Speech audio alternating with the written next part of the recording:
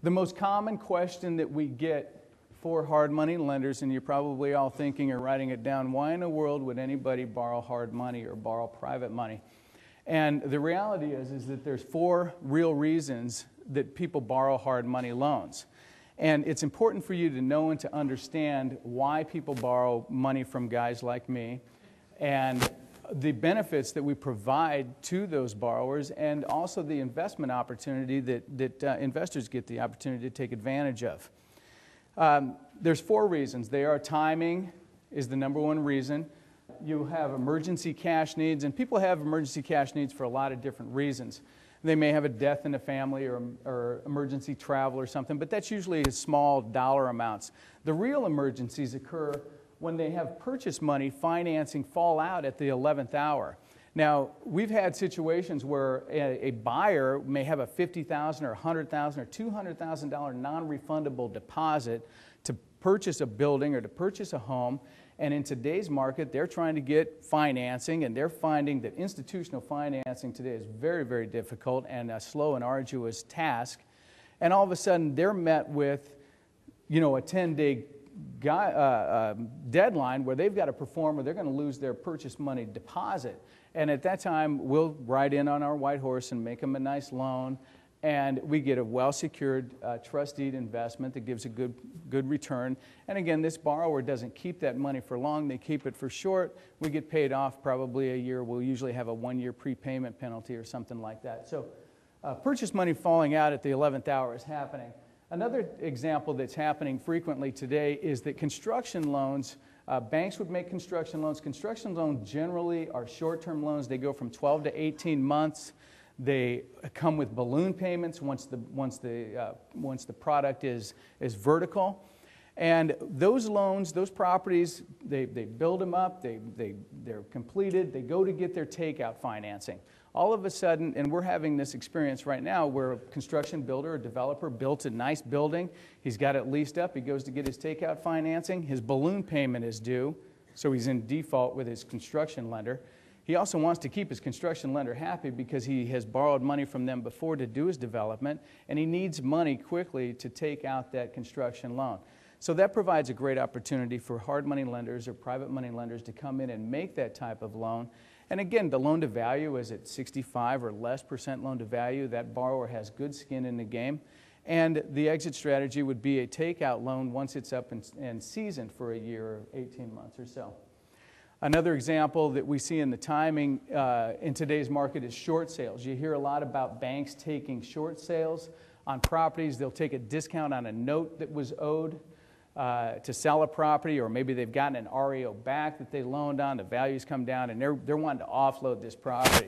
Well, they'll do that, but you've got to show up with financing or show up with cash, and you've got to show up and be able to close in somewhere between 10 and 30 days at the most. And so that provides a great opportunity for private equity or hard money lending as well.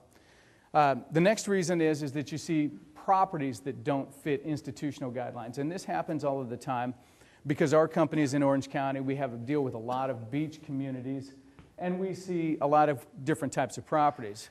One example is the mixed-use types of properties. We like mixed-use properties because they generate good cash flow. They usually have good borrowers, but they're odd. For instance, you may see on Balboa Island or one of these beach communities where you've got a pizza joint and a sunglass hut out front on the street, and you'll have 5 residential apartment units in the rear, and maybe one of them or maybe all 5 of them may be non-permitted. But you've got excellent real estate.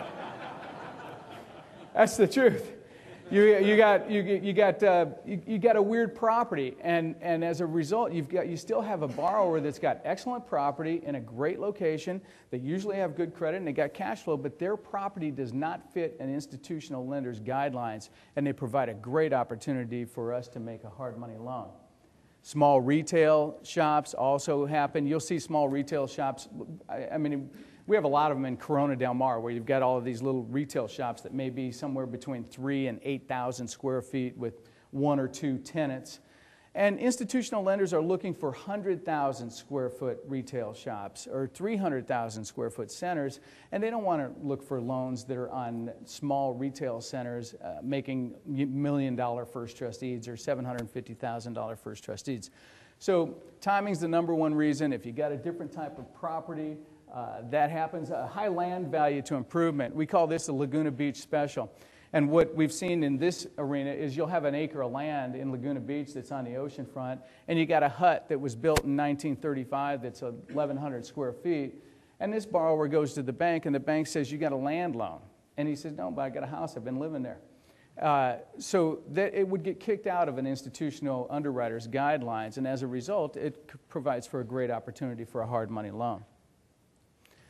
The next situation is that the borrower is in a circumstance, and a lot of times you'll have a good borrower that's caught up in a circumstance that excludes him from institutional lending.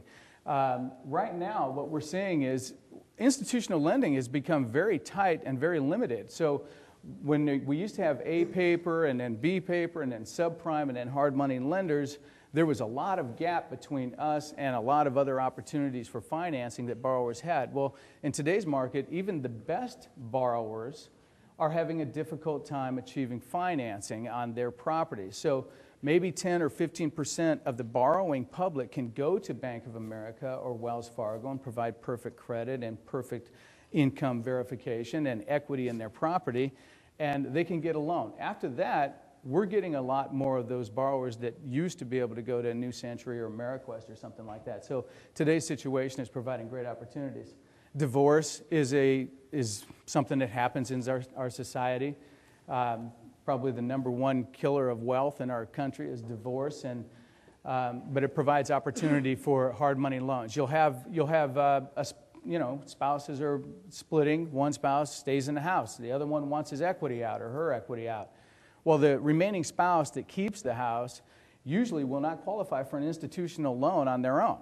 So we provide a hard money loan for these people, and they're able to provide the cash to separate the property and to move on with their lives. Liens and judgments. If a borrower has a IRS tax lien or a judgment on their title or against their credit report, an institutional lender will not make them a loan. The institutional lender say, go pay off your liens and judgments, then we'll make you a loan. And the borrower says, well, I need a loan so I can pay off my liens and judgments. And that's where we get in and provide them financing. The last situation that happens is opportunity cost. Borrowers may have an opportunity to borrow some cash out of this property to go take advantage of another investment opportunity. It may be to buy more properties or whatever it might be. The last reason is that the borrower doesn't fit institutional guidelines. And we see vestings as a big reason why people borrow our money.